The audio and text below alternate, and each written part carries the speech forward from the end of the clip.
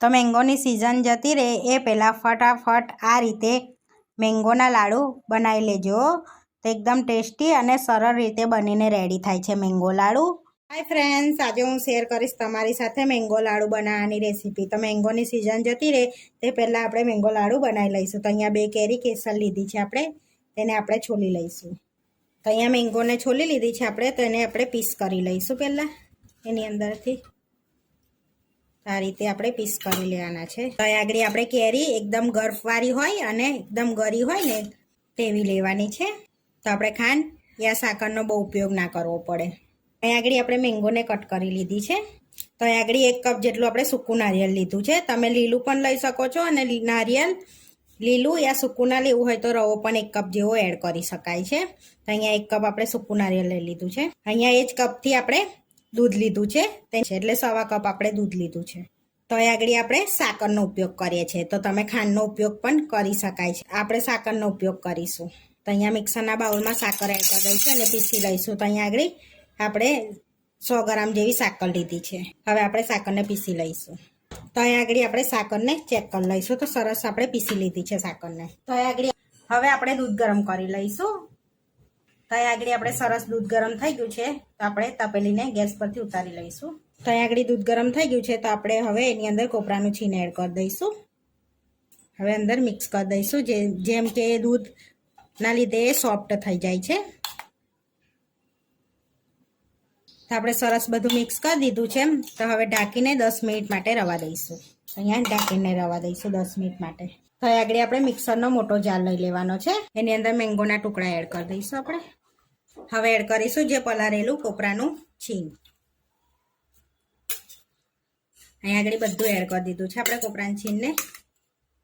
તો પહેલાં આપણે આને પીસી લઈશું. તમારે આની અંદર ખાંડ અને મિલ્ક પાવડર એડ કરીને પીસવાનું છે. એ આપણે પછી કરીશું, કારણ કે આખું ભરાઈ ગયું છે એટલા માટે. તો અહીંયા આપણે પીસી દીધું છે, તો જોઈ લઈશું. તો સરસ એવું બેટર આપણે બની ગયું છે. તો હવે એની અંદર આપણે અડધો કપ મિલ્ક પાવડર એડ કરીશું, જેથી માવો એડ કરવાની જરૂર ના પડે અને એકદમ ટેસ્ટ એનો સારો આવે. મિલ્ક પાવડર એડ કરવાથી બિલકુલ માવા જેવો લાગે છે. જે સાકર પીસી છે ને એ એડ કરી દઈશું બધી આપણે. હવે પાછું ફરી ગ્રાઇન્ડ કરી લઈશું આપણે. તો હવે આપણે ચેક કરી લઈશું. તો સરસ આપણે પીસી લીધું છે. તો અહીંયા એક કડાઈ લઈ લીધી છે, એની અંદર આપણે પલ્પ એડ કરી દઈશું. બધું પીસ્યું છે એને સરસ એવું. તો આપણે પલ્પ બધો એક વાસણમાં લઈ લીધો છે. હવે આપણે જે વાસણમાં આપણે એને કૂક કરવાનો છે એ જ વાસણમાં લઈ લીધો છે. તો અહીં આગળ આપણે તાવડીને ગેસ પર ચડાવી દીધું છે. હવે કન્ટિન્યુઅસ હલાવતા જઈશું અને સરસ એવો થીક કરી લેવાનો છે. આપણે આ બેટરને કન્ટિન્યુઅસ હલાવતા રહેવાનું છે, નહીં તો નીચે ચોટશે તો સારો ટેસ્ટ નહીં આવે મેંગોનો. આપણે એટલે કન્ટિન્યુઅસ હલાવતા જ રહીશું આપણે, અને એકદમ ધીરો ગેસ રાખીશું. આ બેટરને આપણે એકદમ થીક કરવાનું છે, જેથી આપણા લાડુનો શેપ આવે અંદર એ રીતનું છે. તો જોઈ શકો છો આપણું બેટર થીક થવા લાગ્યું છે. હવે આપણે એની અંદર ફ્લેવર માટે ઇલાયચી પાવડર એડ કરીશું, અડધી ચમચી જેટલી. અને એને સરસ શાઇનિંગ આવે ને એના માટે 1 ચમચી જેવું આપણે ઘી એડ કરવાનું છે, કે સરસ શાઇનિંગ આવશે એની અંદર. અને મિક્સ કરી લેવાનું છે સરસ એવું આપણે આ રીતે. તો હવે આપણે એને જ્યાં સુધી ઘી છૂટું ના પડે ત્યાં સુધી કૂક થવા દઈશું. તો આને બહુ સમય નહીં લાગે, થીક થઈ ગયું છે એટલે. તો હવે આપણે સરસ એવું થીક થઈ ગયું છે, જોઈ શકો છો. ઘી પણ છૂટું પડવા લાગ્યું, ઘી બી છૂટું પડી ગયું છે ને આપણું બેટર પણ થીક થઈ ગયું છે. આ જોઈ શકો છો. હવે આપણે એક પ્લેટમાં કાઢીને ઠંડુ કરી લઈશું એને. તો હવે બેટરને આપણે પ્લેટમાં ઠંડુ થવા મૂકવાનું છે. તો આપણું બેટર સરસ એવું થીક પણ થઈ ગયું છે. તો ના ખબર પડે ને તો આ રીતે આપણે ગોરી વારીને જોઈ લેવાનું છે.